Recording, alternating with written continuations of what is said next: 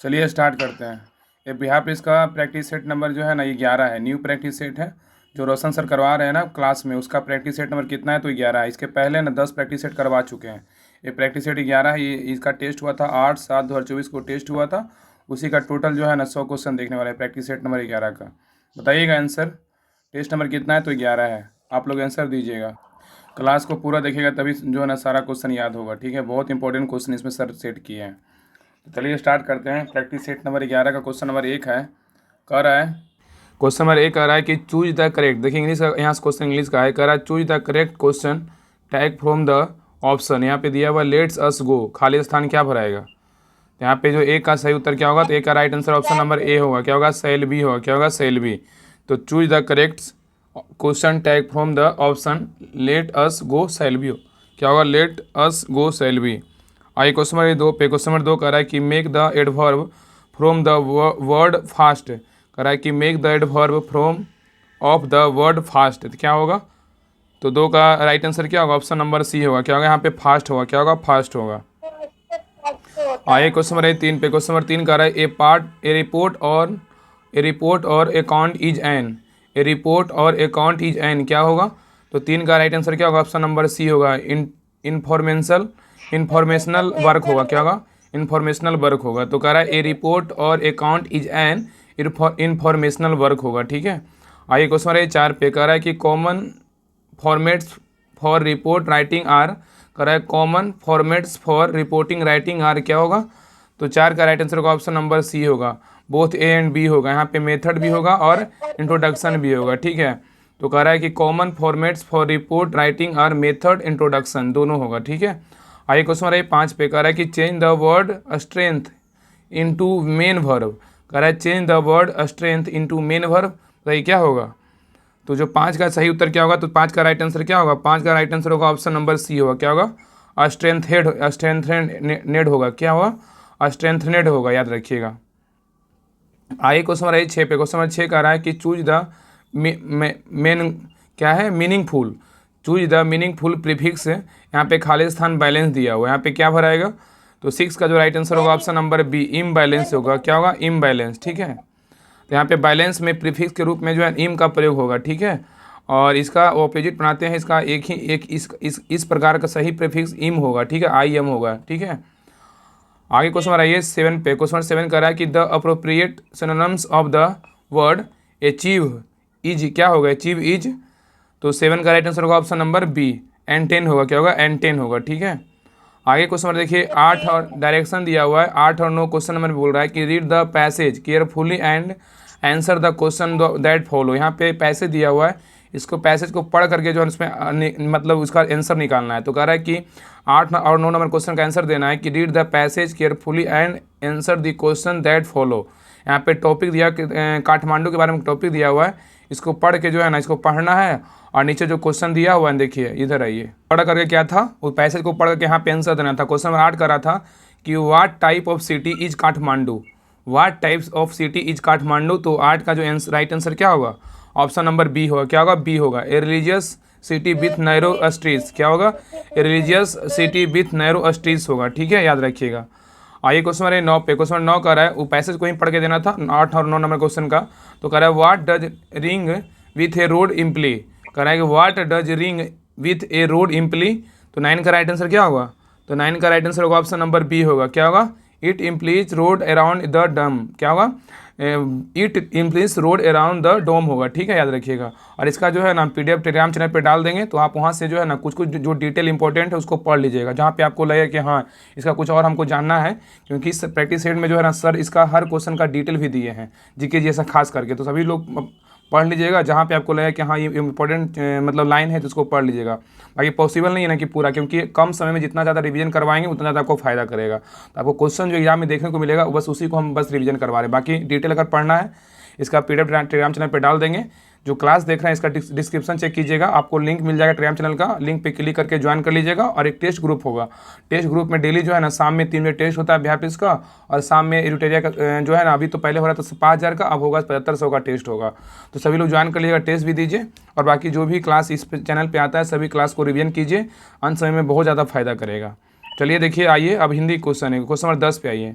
कह रहा है क्वेश्चन नंबर 10 कह रहा है कि हर्ष शब्द के लिए उपयुक्त विलोम का चयन कीजिए। कह रहा है हर्ष शब्द के लिए उपयुक्त विलोम का शब्द का चयन कीजिए। तो हर्ष का क्या होगा, तो 10 का सही उत्तर क्या होगा, ऑप्शन नंबर डी होगा। क्या होगा, विषाद होगा। क्या होगा, विषाद होगा। ठीक है, तो हर्ष का हो जाएगा विषाद हो जाएगा। आइए क्वेश्चन नंबर 11 पे कह रहा अवयव।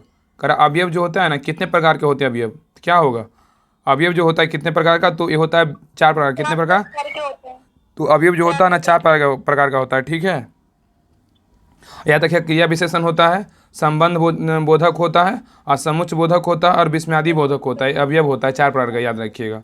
आगे क्वेश्चन है 12 पे कह रहा है सूरज निकला और पक्षी बोलने लगे। कह रहा है सूरज निकला और पक्षी बोलने लगे, वाक्य में कौन सा पद जो है ना समुच्च बोधक शब्द है, बताइए क्या होगा।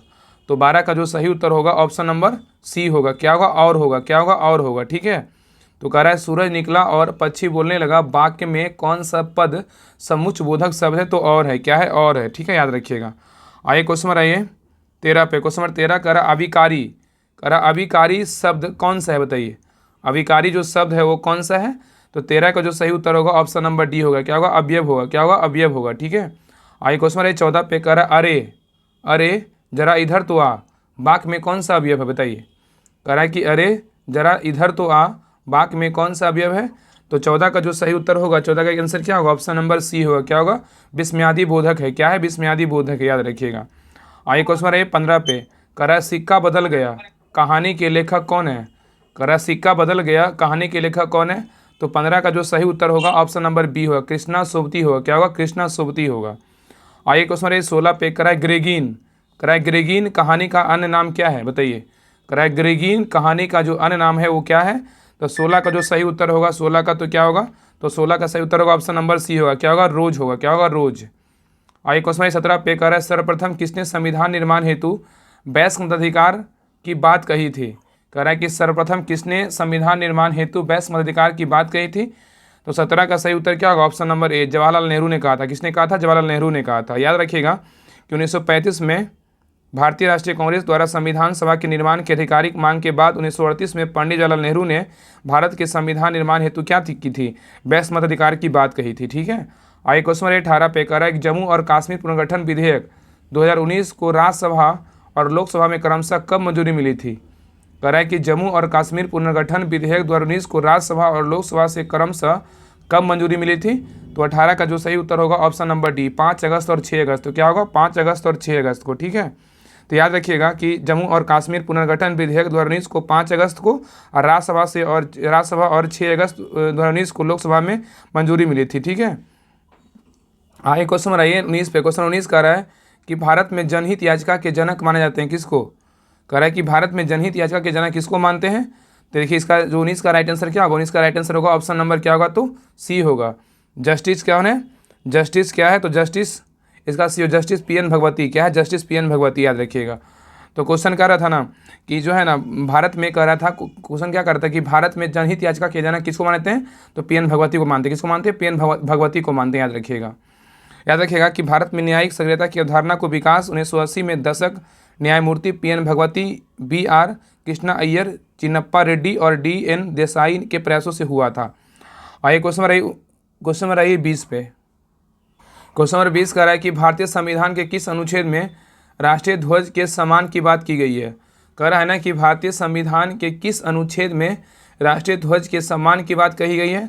तो 20 का जो सही उत्तर होगा ऑप्शन नंबर ए होगा। क्या होगा, अनुच्छेद 51 का क में, 51 के क के क में। ठीक है, तो कह रहा है कि भारतीय संविधान के किस अनुच्छेद में राष्ट्रीय ध्वज के सम्मान की बात की गई है। तो अनुच्छेद 51 के क में किया गया है। ठीक है, याद रखिएगा। तो अनुच्छेद 51 के क में राष्ट्रीय ध्वज को सम्मान की बात की गई है। इसमें संबंधित निर्देश भारतीय ध्वज को संहिता 2002 में शामिल किया गया है।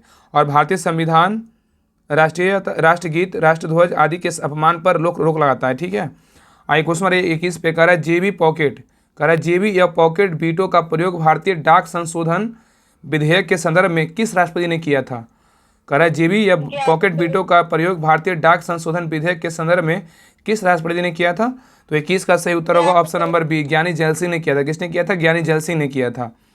याद रखिएगा, इसमें कह रहा है ना कि याद रखिएगा 1986 में राष्ट्रपति ज्ञानी जैल सिंह द्वारा JB पॉकेट वीटो का प्रयोग भारतीय डाक विधेयक के संदर्भ में किया गया था।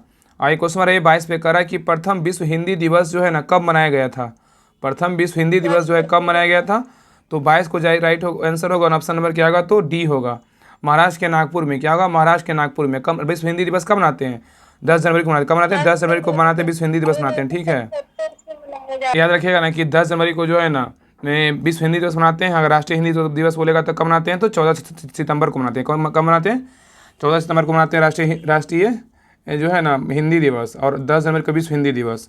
और याद रखिएगा ना कि 10 जनवरी 1975 को महाराष्ट्र के नागपुर में प्रथम विश्व हिंदी दिवस मनाया गया, और 2006 से प्रतिवर्ष 10 जनवरी को यहीं से मनाने की क्या हुआ, घोषणा हुआ। ठीक है, आगे क्वेश्चन रहे 23 पे कह रहा है कि राष्ट्रीय आपात की घोषणा, कह रहा है कि राष्ट्रीय आपात की घोषणा का संकल्प प्रत्येक सदन द्वारा पारित होना आवश्यक होता है, किसके बहुमत द्वारा।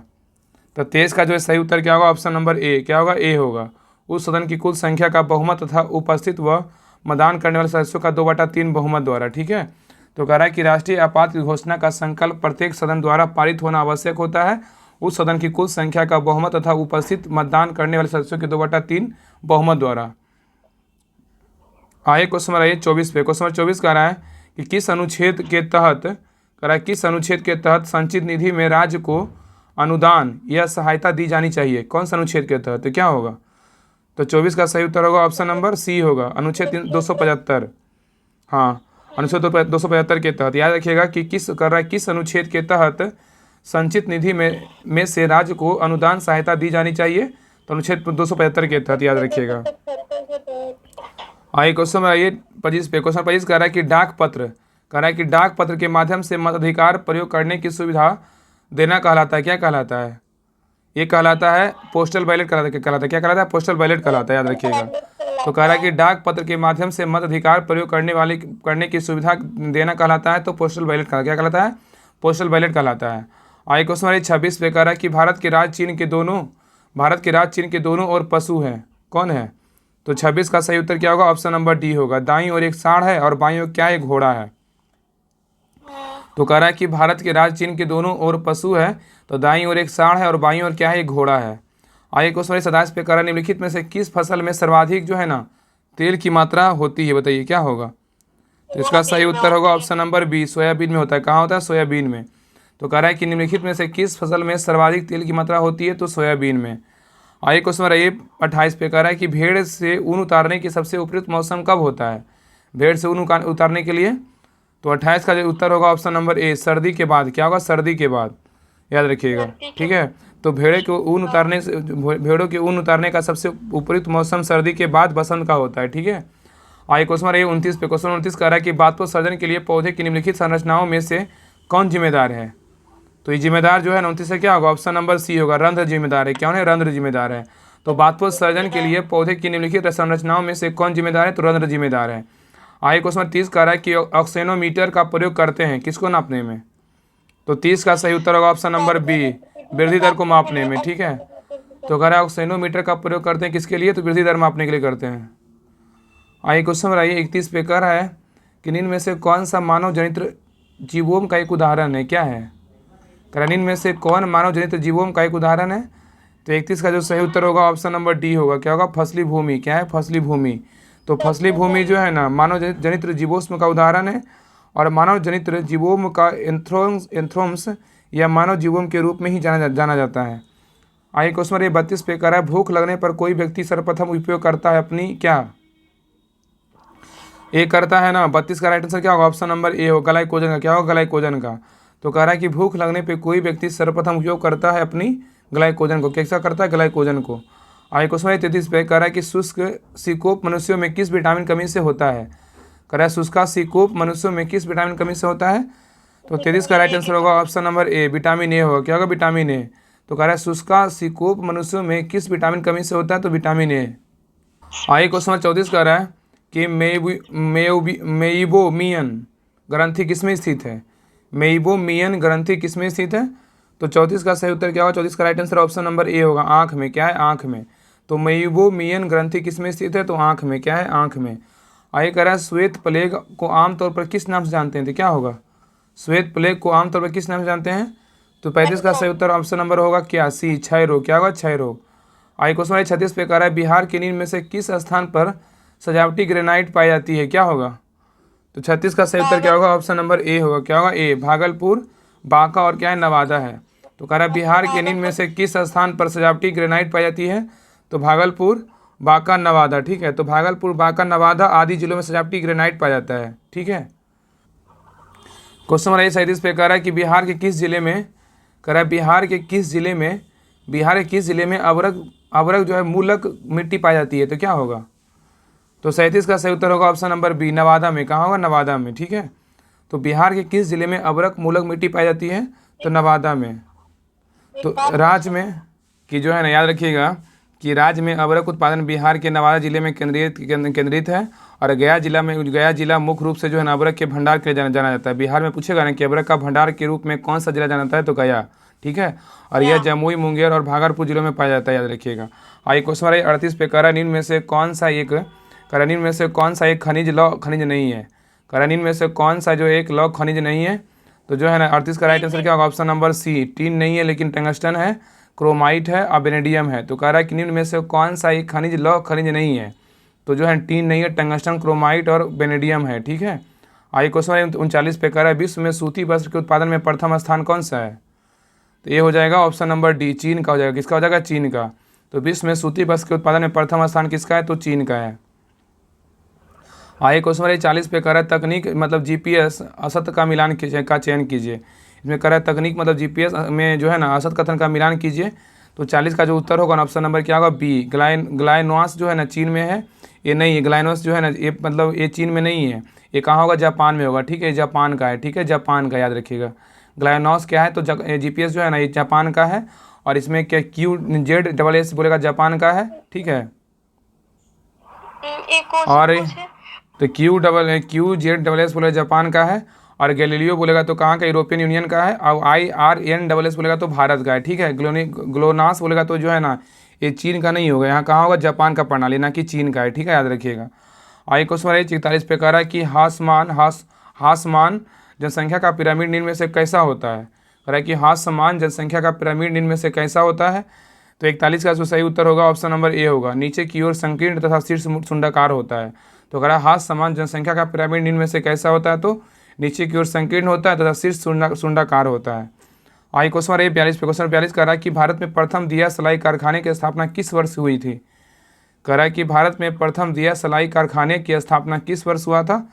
तो 42 का राइट आंसर क्या होगा? ऑप्शन नंबर होगा सी, वर्ष 1921 में हुआ था। कब हुआ था? वर्ष 1921 में। ठीक है, तो भारत में प्रथम दिया सलाई कारखाने की स्थापना किस वर्ष हुआ था? वर्ष 1921 में हुआ था। तो भारत में प्रथम दिया सलाई कारखाने की स्थापना वर्ष 1921 में अहमदाबाद, गुजरात में हुआ था, याद रखिएगा।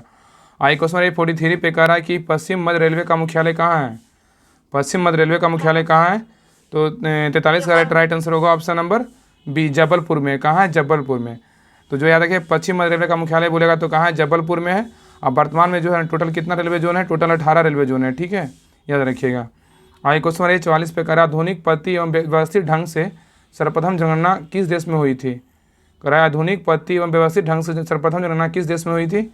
तो 44 का सही उत्तर क्या होगा? ऑप्शन नंबर डी, क्या होगा? स्वीडन में। क्या है? स्वीडन। ठीक है, आगे क्वेश्चन नंबर नेक्स्ट 45 पे कह रहा है, क्वेश्चन 45 कह रहा है, क्वेश्चन नंबर 45 कह रहा है, देखिए कह रहा है कि वर्तमान में कौन सा राज्य, कह रहा है वर्तमान में कौन सा राज्य भारत में सर्वाधिक सूती वस्त्र मिलों वाला राज्य है? कौन सा है? कह रहा है वर्तमान में कौन सा राज्य जो है भारत में सर्वाधिक सूती वस्त्रों मिलों वाला राज्य है? कौन सा है? तो 45 का सही उत्तर क्या होगा? ऑप्शन नंबर सी, क्या है? तमिलनाडु है। क्या है? तमिलनाडु। तो कह रहा है वर्तमान में कौन सा राज्य जो है ना भारत में सर्वाधिक सूती वस्त्र मिलों वाला राज्य है? तो तमिलनाडु है। क्या है? तमिलनाडु। आइए क्वेश्चन नंबर 46 पे कह रहा है मिल्क गैस मतलब मिथाइल आइसोसाइनेट का रासायनिक सूत्र क्या है? कह रहा है मिल्क गैस का जो है ना रासायनिक सूत्र क्या है? तो 46 का सही उत्तर होगा ऑप्शन नंबर ए, CH3NCO। क्या है? CH3NCO। तो CH3NCO जो है ना मिल्क मिथाइल आइसोसाइनेट का सूत्र होता है, जिसे मिक गैस भी कहते हैं। ठीक है, जिसे क्या कहते हैं? मिक गैस भी कहते हैं। आइए क्वेश्चन नंबर 47 पे कह रहा है कि इनमें से किस जहरीली गैस का प्रयोग द्वितीय विश्व युद्ध में रासायनिक हथियार के रूप में किया गया था? कह रहा है इनमें से किस जहरीली गैस का प्रयोग द्वितीय विश्व युद्ध में रासायनिक हथियार के रूप में किया गया था? तो 47 का राइट आंसर क्या होगा? ऑप्शन नंबर सी होगा, ल्यूसाइड। क्या होगा? ल्यूसाइड। क्या होगा? ल्यूसाइड। तो याद रखिए ना कि ल्यूसाइड गैस का प्रयोग द्वितीय विश्व युद्ध में रासायनिक हथियार के रूप में किया गया था। अब मस्टर्ड गैस का जो प्रयोग किया गया था ना, ये प्रथम विश्व युद्ध में किया गया। क्वेश्चन यहाँ पूछेगा कि द्वितीय विश्व युद्ध में बोलेगा तो कौन सा गैस का प्रयोग किया गया था, ल्यूसाइड गैस का, ठीक है। अब प्रथम विश्व युद्ध का बात करेगा तो कौन सा होगा, मस्टर्ड गैस का, ठीक है, याद रखिएगा। आगे क्वेश्चन 48 पे कह रहा है कि निम्न में से किसको सर्वप्रथम विलियमसन ने विलियमसन संश्लेषण विधि द्वारा संश्लेषित किया था, तो क्या होगा। तो 48 का राइट आंसर होगा ऑप्शन नंबर क्या होगा, 48 का सही उत्तर होगा ऑप्शन नंबर बी होगा, डाईइथाइल ईथर होगा। क्या होगा, डाईइथाइल ईथर। तो कह रहा है निम्न में से किसको सर्वप्रथम विलियमसन संश्लेषण विधि द्वारा संश्लेषित किया था, तो डाईइथाइल ईथर, ठीक है। आगे क्वेश्चन नंबर 49 पे कह रहा है निम्न में से किसे पैराफिन कहा जाता है, किसे पैराफिन कहते हैं। तो 49 का राइट आंसर होगा ऑप्शन नंबर ए, एल्केन को क्या कहते हैं, पैराफिन कहते हैं। क्या कहते हैं, एल्केन को पैराफिन कहते हैं, ठीक है, एल्केन को। आगे क्वेश्चन नंबर 50 पे कह रहा है क्रूक्स कांच, कह रहा है क्रूक्स कांच का निर्माण निम्न में से किसके संगठन से होता है। कह रहा है क्रूक्स कांच का जो निर्माण होता है किसके संगठन से होता है, तो इधर आइए। तो इसका जो सही उत्तर होगा ऑप्शन नंबर डी होगा। क्या होगा, सोडियम ऑक्साइड व सिलिका से जो है ना क्रूक्स कांच का निर्माण होता है, ठीक है, याद रखिएगा। तो सोडियम ऑक्साइड व सिलिका के क्या होते हैं, संगठक होते हैं, उसी से क्रूक्स कांच का निर्माण होता है, ठीक है। हाँ, सेरियम ऑक्साइड व सिलिका हुआ। क्या होगा, सेरियम ऑक्साइड व सिलिका हुआ, ठीक है। आइए क्वेश्चन देखिए, आप कुछ और इंपॉर्टेंट देख लीजिए। अगर फ्लिंट कांच का बोलेगा तो क्या होता है संगठन, तो पोटेशियम कार्बोनेट और लेड ऑक्साइड होता है, ठीक है। और इसका जो उपयोग करते हैं विद्युत बल्ब, कैमरा व दूरबीन में करते हैं। और मतलब फ्लिंट कांच में पोटेशियम कार्बोनेट, लेड ऑक्साइड व सिलिका होता है। और क्रूक्स कांच में बोलेगा तो सीरियम ऑक्साइड व सिलिका होता है। इसका जो प्रयोग करते हैं क्रूक्स कांच का धूप चश्मों के लेंस में करते हैं।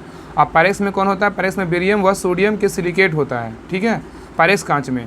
और क्राउन कांच में क्या होता है, तो क्राउन कांच में पोटेशियम ऑक्साइड व बेरियम ऑक्साइड व सिलिका होता है। और क्राउन कांच का जो प्रयोग करते हैं चश्मों के लेंस में करते हैं। और यहाँ पे क्रूक्स कांच बोलेगा धूप के चश्मे लेंस में करते हैं, ठीक है। आगे क्वेश्चन नंबर 51 पे कह में से कौन एक जो है ना सम न्यूट्रॉनिक उदाहरण है। करनी में से जो है ना कौन एक सम न्यूट्रॉनिक का एक उदाहरण है। तो 51 का जो सही उत्तर होगा ऑप्शन नंबर सी होगा। क्या होगा, सी होगा, ठीक है, सी होगा। जिसमें जो है ना, जिसमें न्यूट्रॉनों की संख्या समान हो ना, उसे क्या कहेंगे, सम न्यूट्रॉनिक कहेंगे। जिसमें न्यूट्रॉनों की संख्या समान हो उसे सम न्यूट्रॉनिक कहते हैं, ठीक है। तो इसका सही उत्तर होगा ऑप्शन नंबर सी होगा। आगे क्वेश्चन नंबर 52 पे कह रहा है कि बीटा कणों तथा अल्फा कणों के वेग का अनुपात कितना होता है। कह रहा है बीटा कणों तथा अल्फा कणों के वेग का अनुपात कितना होता है। तो 52 का जो राइट आंसर होगा ऑप्शन नंबर ए, 9:1 होता है। कितना होता है, 9:1 होता है। आगे क्वेश्चन कह रहा है 53 कह रहा है कि निम्न में से किसको, कह रहा है निम्न में से किसको नाइट्रोलियम कहते हैं, किसको कहेंगे। कह रहा है निम्न में से किसको जो है नाइट्रोलियम कहते हैं। तो 53 का सही उत्तर क्या होगा, 53 का जो सही उत्तर होगा ना, क्या होगा, तो ऑप्शन नंबर बी होगा। क्या होगा, बी, कैल्शियम साइनामाइड। क्या कैल्शियम साइनामाइड होगा, ठीक है। आगे क्वेश्चन बनाइए 54 पे कह रहा है टीन के अधिक मात्रा युक्त, कह रहा है कि टीन के अधिक मात्रा युक्त कांसा को क्या कहते हैं। कह रहा है टीन के अधिक मात्रा युक्त कांसा को क्या कहते हैं। तो 54 का सही उत्तर होगा ऑप्शन नंबर सी, श्वेत कांसा कहते हैं। क्या कहते हैं, श्वेत कांसा कहते हैं। आगे क्वेश्चन 55 पे कह रहा है अर्थव्यवस्था के चतुर्थक क्षेत्र के अंतर्गत आने वाली गतिविधियाँ हैं, क्या है। कह रहा है अर्थव्यवस्था के चतुर्थक क्षेत्र के अंतर्गत आने वाली गतिविधियाँ क्या है। तो 55 का सही उत्तर होगा ऑप्शन नंबर सी, सूचनाओं का संग्रहण है। क्या है, सूचनाओं का संग्रहण है। आगे क्वेश्चन 56 पे कह रहा है यदि दो वस्तुओं स्थानापन्न मतलब सब्स्टिट्यूट है जैसे चाय और कॉफ़ी, उसके बीच के अनुप्रस्थ लोचशीलता होती है, क्या होती है। तो 56 का सही उत्तर होगा ऑप्शन नंबर सी, धनात्मक होता है। क्या होता है, धनात्मक होता है। आगे क्वेश्चन 57 पे कह रहा है कि एक फर्म का संतुलन कब स्थापित होता है। कह रहा है एक फर्म का जो संतुलन होता है वो कब स्थापित होता है। तो 57 का जो सही उत्तर होगा ऑप्शन नंबर बी होगा, उत्पादन के द्वितीय चरण में। क्या होगा, उत्पादन के द्वितीय चरण में। आगे क्वेश्चन 58 पे कह रहा है कि भारत में एक वित्तीय वर्ष की अवधि होती है, कितना से कितना होता है। कह रहा है कि भारत में जो एक वित्तीय वर्ष का अवधि होता है वो कितना से कितना होता है। तो 58 का जो राइट आंसर होगा ऑप्शन नंबर सी, 1 अप्रैल से क्या होगा, 31 मार्च। क्या होगा, 1 अप्रैल से 31 मार्च को क्या कहते हैं, वित्तीय वर्ष की अवधि कहते हैं, ठीक है। याद रखिएगा कि भारत में वित्तीय वर्ष की अवधि जो होता है 1 अप्रैल से 31 मार्च तक की होती है, ठीक है। आगे क्वेश्चन नंबर 60 पे कह रहा है कि वर्ष 2023 तक विश्व में प्रत्येक देश को सतत विकास लक्ष्यों के तहत कुल कितने लक्ष्यों को उद्देश्यों को प्राप्त करना है, क्या होगा। कह रहा है कि वर्ष 2030 तक विश्व के प्रत्येक देश को सतत विकास लक्ष्यों के तहत कुल कितने लक्ष्यों को उद्देश्यों को प्राप्त करना है। तो 59 का राइट आंसर क्या होगा, ऑप्शन नंबर बी। क्या हो, 17 वैश्विक लक्ष्य और 169 उद्देश्य है। क्या है, 17 वैश्विक लक्ष्य है, 169 उद्देश्य है, ठीक है, याद रखिएगा। देखिए आगे क्वेश्चन नंबर 60 का रहा है कि आयुष्मान भारत प्रधानमंत्री जन आरोग्य, कह रहा है आयुष्मान भारत प्रधानमंत्री जन आरोग्य योजना के कार्यान्वयन के लिए नोडल एजेंसी निम्न में से कौन सा है। क्या होगा, कह रहा है आयुष्मान भारत प्रधानमंत्री जन आरोग्य योजना के कार्यान्वयन के लिए नोडल एजेंसी निम्न में से कौन सा है। इसमें कौन सा योजना होगा बताइए आप लोग। तो 60 का जो आंसर होगा ऑप्शन नंबर क्या होगा, डी होगा। राष्ट्रीय स्वास्थ्य प्राधिकरण क्या होगा, NHA, राष्ट्रीय स्वास्थ्य प्राधिकरण होगा, याद रखिएगा। तो राष्ट्रीय स्वास्थ्य प्राधिकरण NHA नोडल एजेंसी है। आयुष्मान भारत प्रधानमंत्री जन आरोग्य योजना की सितंबर 2018 में स्वास्थ्य और परिवार कल्याण मंत्रालय द्वारा क्या लॉन्च किया गया था, याद रखिएगा। आयुष्मान भारत योजना कब स्टार्ट हुआ था, प्रधानमंत्री जन आरोग्य योजना, तो 2018 में, ठीक है। आइए क्वेश्चन 61 पे कह रहा है स्टैंड अप इंडिया, कह रहा है स्टैंड अप इंडिया को शुरू किया गया था किसके द्वारा, बताइए। स्टैंड अप इंडिया को शुरू किया गया था किसके द्वारा, तो 61 का जो सही उत्तर होगा ऑप्शन नंबर बी, वित्त मंत्रालय द्वारा। क्या होगा, वित्त मंत्रालय द्वारा शुरू किया गया था। आइए क्वेश्चन नंबर 62 पे कह रहा है क्षेत्रीय ग्रामीण बैंक में केंद्र सरकार, राज्य सरकार व प्रवर्तन बैंक निवेश करते हैं कितने अनुपात में। कह रहा है क्षेत्रीय ग्रामीण बैंक में केंद्र सरकार, राज्य सरकार व प्रवर्तक बैंक निवेश करते हैं किस अनुपात में, तो 62 का जो सही उत्तर होगा ऑप्शन नंबर डी होगा, 50:15:35 के अनुपात में। क्या होगा, तो केंद्र सरकार करता है 50, राज्य सरकार करता है 15 और प्रवर्तक बैंक करता है 35, तो 50:15:35 के अनुपात में करता है।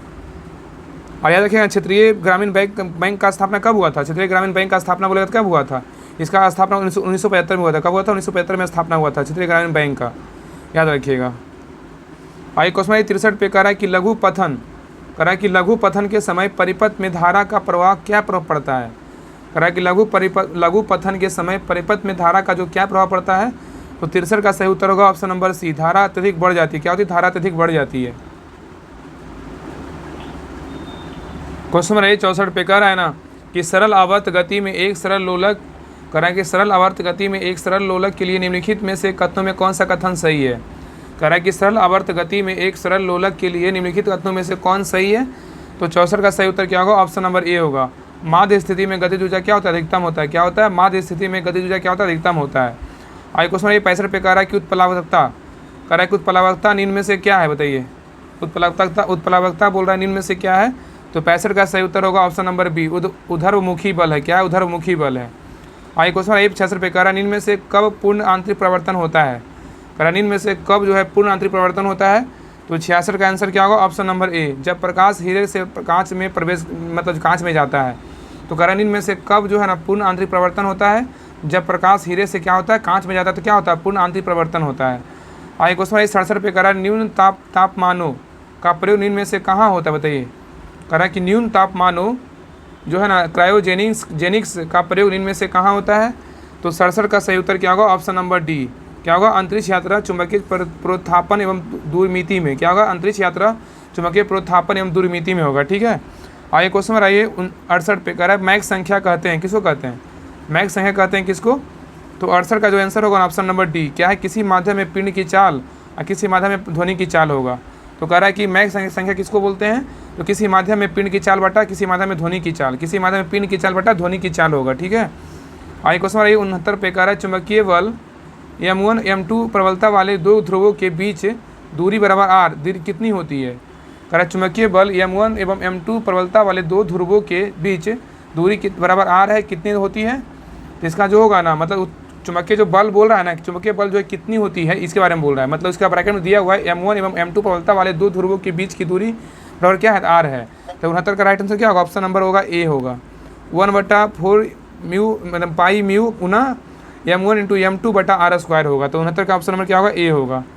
आइए क्वेश्चन देखिए 70 का, देखिए मैथ रीजनिंग क्वेश्चन है, इसको देखिए बता रहे हैं, इसका टिक कर दे रहे हैं, बाकी हम PDF भेज देंगे, आप लोग बना लीजिएगा। तो 70 का जो आंसर होगा ना, क्या 70 का होगा, बी होगा। क्या होगा, बी होगा। आगे देखिए 71 का आंसर क्या होगा, 71 का सही उत्तर क्या होगा, 71 का आंसर होगा, इसमें त्रिभुज ज्ञात करना है। 71 का जो सही उत्तर होगा ऑप्शन नंबर क्या होगा, बी होगा। क्या होगा, बी होगा। आगे आइए 72 में क्या होगा, तो 72 का जो सही उत्तर होगा ऑप्शन नंबर ए होगा। क्या होगा, 72 का ए होगा। 73 का बात करें, 73 का आंसर क्या होगा, 73 का आंसर ए होगा। क्या होगा, 73 का आंसर ए होगा। 74 का बात करें, 74 का आंसर क्या होगा, 74 का राइट आंसर होगा ऑप्शन नंबर ए होगा। क्या होगा, 74 का ए होगा। आगे 75 पे, 75 का सही उत्तर बोलेगा, 75 का आंसर क्या होगा, 75 का सही उत्तर होगा ऑप्शन नंबर, देखिए यहाँ पे, यहाँ से क्वेश्चन है, देखिए यहाँ पे कह रहा है ना कि गुप्त काल, कह रहा है गुप्त काल की प्रमुख पुस्तक योगाचर के लेखक कौन है। कह रहा है ना कि गुप्त काल की प्रमुख पुस्तक योगाचर के लेखक कौन है, तो 75 का सही उत्तर क्या होगा, ऑप्शन नंबर सी, असंग है। कौन है, असंग है। तो ये गुप्त काल की प्रमुख जो पुस्तक है योगाचार के लेखक कौन है, तो असंग है। कौन है, असंग है, ठीक है। याद रखिएगा, मतलब कुछ और इंपॉर्टेंट याद रखिएगा कि अगर पूछेगा न्याय अवतार के लेखक कौन है, तो सिद्धसेन। क्या होगा, सिद्धसेन। न्याय अवतार का बोलेगा सिद्धसेन, और सूर्य सिद्धांत का बोलेगा तो कौन है, आर्यभट्ट है। कौन है, आर्यभट्ट, याद रखिएगा। आगे आइएगा, अब मिर्च कटकम किसका पुस्तक है, शूद्रक का है। किसका है, शूद्रक का है, याद रखिएगा। आगे क्वेश्चन आइए क्षेत्र पे, कह रहा है कि किस शासक ने नव सहसाक अर्थात नव विक्रमादित्य की पदवी धारण की थी, क्या होगा। तो क्षेत्र का सही उत्तर क्या होगा, क्षेत्र का ऑप्शन नंबर सी होगा, राजा भोज ने। क्या होगा, राजा भोज ने। आगे क्वेश्चन 77 पे कह रहा है धनुष प्रतीक चिन्ह था, किसका था, धनुष जो प्रतीक चिन्ह था किसका था। तो 77 का राइट आंसर होगा ऑप्शन नंबर बी, चेर शासकों का। किसका था, चेर शासकों का। तो चेर शासकों का प्रतीक चिन्ह क्या था, धनुष था। और चोल शासकों का प्रतीक चिन्ह बोलेगा तो क्या था, तो बाघ तथा पांड्य शासकों बाघ था। और पांड्य शासकों का बोलेगा तो प्रतीक चिन्ह मछली था, ठीक है। चेर का बोलेगा तो चिन्ह था धनुष, चोल का बोलेगा तो प्रतीक चिन्ह था बाघ, और पांड्य का बोलेगा तो क्या था, प्रतीक चिन्ह मछली था, ठीक है। आगे क्वेश्चन 78 पे कह रहा है बिहार के मनेर में स्थित शाह दौलत का मकबरा किस सूबेदार ने बनवाया था, तो क्या होगा। कह रहा है बिहार के मनेर में स्थित शाह दौलत का मकबरा जो है किस सूबेदार ने बनवाया था। तो 78 का सही उत्तर क्या होगा, 78 का राइट आंसर होगा ऑप्शन नंबर बी, इब्राहिम खां। क्या होगा, इब्राहिम खां। आगे क्वेश्चन 79 पे कह रहा है कि पाल काल में श्रीनगर युद्ध किसे कहा जाता है, बताइए। पाल काल में श्रीनगर युद्ध किसे कहा जाता है। तो 79 का राइट आंसर क्या होगा, ऑप्शन नंबर डी होगा। क्या होगा, मगध को। किसको कहते हैं, मगध को कहते हैं। आगे क्वेश्चन 80 पे कह रहा है ब्रिटिश ईस्ट इंडिया एसोसिएशन की स्थापना कब की गई थी। ब्रिटिश ईस्ट इंडिया एसोसिएशन की स्थापना कब किया गया था। तो 80 का राइट आंसर होगा ऑप्शन नंबर क्या होगा, तो ए होगा। क्या होगा, वर्ष 1876 में। क्या होगा, वर्ष 1876 में। तो याद रखेगा कि यहाँ पे जो कह रहा है ना 80 का जो आंसर होगा ना ए होगा। देखिए यहाँ पे गलत, देखिए यहाँ पे क्वेश्चन जो कह रहा है ना कि ब्रिटिश ईस्ट इंडिया एसोसिएशन, देखिए फिर से क्वेश्चन कह रहा है कि ब्रिटिश ईस्ट इंडिया एसोसिएशन की स्थापना कब की गई थी। कह रहा है कि ब्रिटिश ईस्ट इंडिया एसोसिएशन की जो स्थापना है वो कब किया गया था। तो 80 का जो सही उत्तर होगा ऑप्शन नंबर ए, 1851 में किया गया। कब किया गया था, कब किया गया था, 1851 ईस्वी में जो है ना ब्रिटिश इंडियन एसोसिएशन की स्थापना किया गया था। तो ब्रिटिश इंडियन एसोसिएशन की स्थापना कब हुआ था, 1851 ईस्वी में हुआ था। तो याद रखिएगा वर्ष 1851 में कोलकाता में इसकी स्थापना राधाकांत देव ने किया था। कब, कौन किए थे, राधाकांत देव किए थे। कौन किए, राधाकांत देव किए थे 1851 में। ब्रिटिश इंडियन एसोसिएशन का स्थापना राधाकांत देव किए थे 1851 में। और 1875 में इंडियन लीग तथा 1876 में इंडियन एसोसिएशन की स्थापना हुआ था। और यहाँ पे पूछेगा ना कि इंडियन लीग का स्थापना कब हुआ था, 1875। क्या होगा, 1875 में इंडियन लीग का। और इंडियन एसोसिएशन का बोलेगा स्थापना कब हुआ था, 1876 में होता। इंडियन एसोसिएशन बोलेगा तब होगा 1876, लेकिन अगर ब्रिटिश इंडियन एसोसिएशन बोलेगा तो क्या होगा, 1851 होगा। यहाँ पे ना अलग अलग क्वेश्चन को अलग अलग आंसर याद रखिएगा, कंफ्यूज नहीं होना है। आगे क्वेश्चन 81 पे कह रहा है गांधी जी को किसने सावधान किया कि मुस्लिम धार्मिक नेताओं और उनके अनुयायियों को कट्टरपन को प्रोत्साहित न करें। कह रहा है गांधी जी को किसने सावधान किया था कि मुस्लिम धार्मिक नेताओं और उसके अनुयायियों को कट्टरपन प्रोत्साहित ना करें। तो 81 का जो राइट आंसर होगा option number D, Mohammad Ali Jinnah. क्या है, मोहम्मद अली जिन्ना। आगे क्वेश्चन 82 पे कह रहा है कि लाला लाजपत राय ने प्रथम विश्व युद्ध के समय किस देश की यात्रा की थी। कह रहा है कि लाला लाजपत राय ने प्रथम विश्व युद्ध के समय किस देश की यात्रा की थी। तो 82 का राइट आंसर होगा ऑप्शन नंबर डी, अमेरिका। क्या होगा, अमेरिका। आगे एक क्वेश्चन रहिए 83 पे कह रहा है कि अंकिया नामक नाटक शैली विकास किसने किया था। अंकिया नामक नाटक शैली का विकास किसने किया था।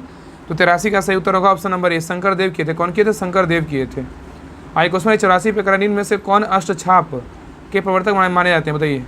निम्न में से कौन जो है ना अष्टछाप के प्रवर्तक माने जाते हैं। तो 84 का राइट आंसर क्या होगा, ऑप्शन नंबर बी, बल्लवाचार्य। क्या होगा, बल्लवाचार्य। आगे क्वेश्चन 85 पे करा है ममलूक वंश की नींव किसने रखी थी, बताइए। ममलूक वंश की नींव किसने रखी थी। तो 85 का सही उत्तर क्या होगा, option number B, Qutubuddin Aibak ने रखा था। कौन रखा था, कुतुबुद्दीन ऐबक ने रखा था। तो ममलूक वंश की नींव किसने रखा था, कुतुबुद्दीन ऐबक ने रखा था। आगे क्वेश्चन 86 पे कह रहा है कि डॉल्फिन मछलियाँ की सर्वाधिक संख्या किस राज्य में है, बताइए। कह रहा है कि डॉल्फिन मछलियाँ की सर्वाधिक संख्या है किस राज्य में है। तो 86 का राइट आंसर होगा ऑप्शन नंबर डी, बिहार में। कहाँ है, बिहार में। तो बिहार में डॉल्फिन मछलियों की संख्या सर्वाधिक है। वर्ष 2010 में भारत के वन एवं पर्यावरण मंत्रालय ने डॉल्फिन को राष्ट्रीय जलीय जीव घोषित किया 2010 में। इसलिए 5 अक्टूबर को क्या मनाते हैं, राष्ट्रीय डॉल्फिन दिवस बोलेगा तो 5 अक्टूबर को मनाते हैं। कब मनाते हैं, 5 अक्टूबर को राष्ट्रीय डॉल्फिन दिवस मनाते हैं। आगे क्वेश्चन 87 पे कर रहा है, देखिए मैथ क्वेश्चन है तो मैथ करें ठीक और कर रहे हैं। 87 का जो आंसर होगा ऑप्शन नंबर ए होगा। क्या होगा, ए होगा। 88 का बात करें तो 88 का राइट आंसर क्या होगा, 88 का राइट आंसर होगा ऑप्शन नंबर डी होगा। क्या होगा, डी होगा। 89 का बोले 89 का आंसर क्या होगा, 89 का आंसर होगा ऑप्शन नंबर ए होगा। क्या होगा, ए होगा। 89 का ए होगा। 90 का बात करें, 90 का आंसर क्या होगा, 90 का आंसर ऑप्शन नंबर बी होगा। क्या होगा, बी होगा। 91 का बात करें, 91 का आंसर क्या होगा, 91 का राइट आंसर होगा ऑप्शन नंबर ए होगा। क्या होगा, 2% होगा। 92 का बात करें, 92 का राइट आंसर क्या होगा, 92 का ऑप्शन नंबर बी होगा। क्या होगा, बी होगा। 93 का बात करें, 93 का राइट आंसर क्या होगा, 93 का राइट आंसर होगा ऑप्शन नंबर सी होगा, क्या होगा, सी होगा 6%। आगे 94, 94 नंबर का क्वेश्चन क्या है, 94 नंबर का जो क्वेश्चन है मैथ का क्वेश्चन है, इसका जो राइट आंसर होगा 94 का ऑप्शन नंबर क्या है, तो 94 का ऑप्शन नंबर बी है, क्या है, बी है। वही 95 नंबर क्वेश्चन का क्या है आंसर, 95 का राइट आंसर का ऑप्शन नंबर डी है, क्या है, -23.6 है। क्वेश्चन नंबर नेक्स्ट आइए, देखिए 96 नंबर, 96 जो है क्वेश्चन नंबर करेंट का, देखिए यहाँ से करेंट का क्वेश्चन 96 नंबर से है, कह रहा है विश्व शतरंज चैंपियन मैग्नस कार्लसन को हराने वाले सबसे युवा खिलाड़ी कौन बन गए। यहाँ से करेंट क्वेश्चन 5 है, तो कह रहा है विश्व शतरंज चैंपियन मैग्नस कार्लसन को हराने वाले सबसे युवा खिलाड़ी कौन बन गए हैं, तो 96 का राइट आंसर क्या होगा, ऑप्शन नंबर बी हो, क्या है, डी गुकेश, क्या है, डी गुकेश, याद रखिएगा। आइए क्वेश्चन आइए 97 पे, कह रहा है कि अमेरिका की टेनिस खिलाड़ी सेरेना विलियम्स कहाँ की है, कि अमेरिका की खिलाड़ी है, ठीक है। सेरेना विलियम्स का संबंध किस खेल से, तो टेनिस से, याद रखें। 2 क्वेश्चन यहाँ पे याद रखिएगा, कभी कभी ना इसका देश भी पूछता है। तो सेरेना विलियम्स कहाँ की, अमेरिका की है, और सेरेना विलियम्स का संबंध किस खेल से, टेनिस से है। और सेरेना विलियम्स ने टेनिस से संन्यास लेने की घोषणा की। अपने करियर में उन्होंने कुल कितने एकल ग्रैंड स्लैम का खिताब जीता है, तो 97 का राइट आंसर होगा ऑप्शन नंबर ए, 23 जीता है। कितना जीता है, 23 जीता है। आगे 98 पे कह रहा कि पहला क्वेश्चन 98 पे कह रहा है पहला वैश्विक बौद्ध शिखर सम्मेलन, कह रहा है कि पहला वैश्विक बौद्ध शिखर सम्मेलन अप्रैल 2023 में कहाँ संपन्न हुआ, कह रहा है पहला वैश्विक बौद्ध शिखर सम्मेलन अप्रैल 2023 में कहाँ संपन्न हुआ, तो 98 का राइट आंसर होगा ऑप्शन नंबर ए, नई दिल्ली में हुआ। कहाँ हुआ, नई दिल्ली में। आगे क्वेश्चन 99 पे कह रहा है हर साल नेशनल स्पेस डे कब मनाया जाएगा, कह रहा है कि हर साल नेशनल स्पेस डे कब मनाया जाएगा, तो 99 का राइट आंसर होगा ऑप्शन नंबर ए, 23 अगस्त को, क्या होगा, 23 अगस्त को। आगे लास्ट क्वेश्चन पे कह रहा है कि भारत चंद्रमा पर सॉफ्ट लैंडिंग हासिल करने वाला कौन सा देश बन गया है, क्या होगा, तो 100 का राइट आंसर होगा ऑप्शन नंबर क्या होगा, डी, चौथा बन गया। कौन बना है, चौथा बना है। तो भारत चंद्रमा पर सॉफ्ट लैंडिंग हासिल करने वाला कौन सा देश बन गया है, तो चौथा देश बना है। कौन बना है, चौथा देश। तो ये सेट नंबर था 11, सेट नंबर 11 कंप्लीट हो गया है। अगले क्लास में जो है ना सेट नंबर 12 देखेंगे। तो आज के लिए रहने दीजिए यहीं तक, नेक्स्ट क्लास में सेट नंबर 12 देखेंगे।